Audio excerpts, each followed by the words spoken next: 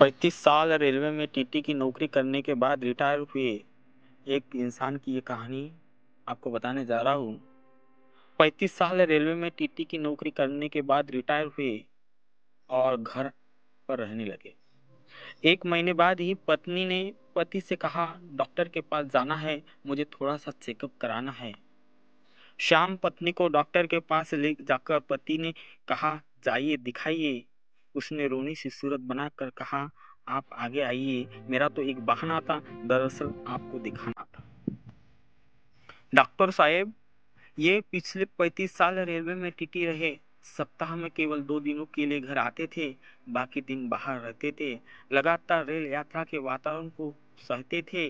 अब रिटायरमेंट के बाद घर आते ही कमाल कर दिया। 4 फीट चौड़े पलंग को काट कर 2 फीट का कर दिया।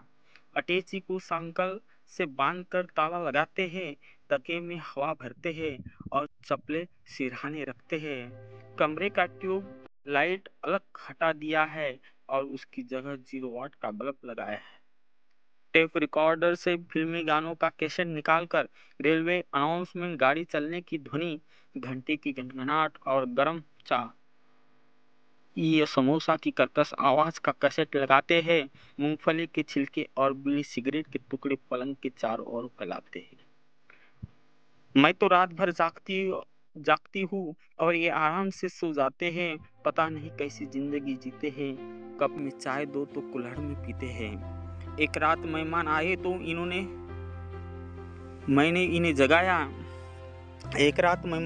मैंने इन्हें जगाया। इन्होंने करवट बदली और मेरे हाथ में ट्रेन का टिकट और 100 रुपए का नोट थमाया। मैंने कहा, ये क्या है? तो बोले, रसीद नहीं बनाना, इंदौर आए तो ख्याल से उठाना। पिताजी से दहेज में मिला सोफा सेट आधे दामों में बेच आए हैं। बदले में 2 सीमेंट की बेंच खरीद लाए हैं।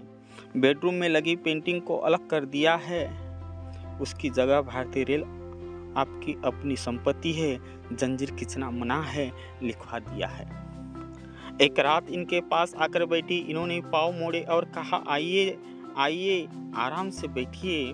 डॉक्टर साहब, बताने में शर्म आती है, पर आपसे क्या छिपाना है? इन्होंने मुझसे पूछा। बहन जी, आपको कहाँ जाना है? डाइनिंग टेबल पर खाना खाने से मना करते हैं। पुड़िया मिठाई के डिब्बे में और सब्जी को प्लास्टिक की थैली में भरते हैं। एक रात मेरे भाई और पिताजी आए। दोनों इनकी हरकत से बहुत लजाए। रात में भाई ने इनकी अटैची जरा सी खिसकाई। एक गुस्से से बोले, जंजीर खींचो, चोरी करते शर्म न आई? सुबह सुबह बूढ़े पिताजी जल्दी उठकर नहाने जा रहे थे। बालकनी पर इनके पास वाली खिड़की से आ रहे थे। उन्होंने खिड़की से हाथ डालकर इन्हें जगाया। इन्होंने गुस्से में कहा, इस तरह से मत जगाओ, यहाँ कुछ नहीं मिलेगा। बाबा, आगे जाओ। पिताजी आगे गए तो उन्हें वापस बुलाया। उन्हें 1 रुपए का सिक्का दिया और पूछा, कौन सा स्टेशन आया? इनका अजीब कारनामा है, एक पर एक हंगामा है।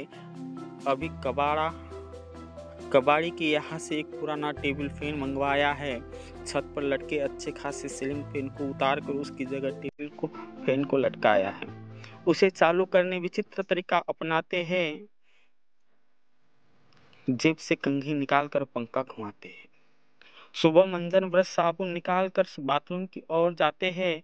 मैं कहती हूँ, बेटा गया है, तो वही लाइन में लगते हैं। समझाती हूँ, आ जाओ, तो रोकते हैं।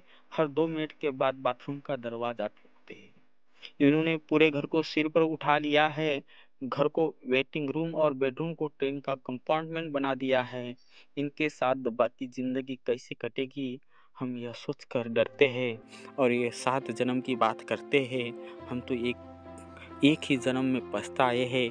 भगवान किसी युवती को रेलवे की टीटी की पत्नी न बनाए।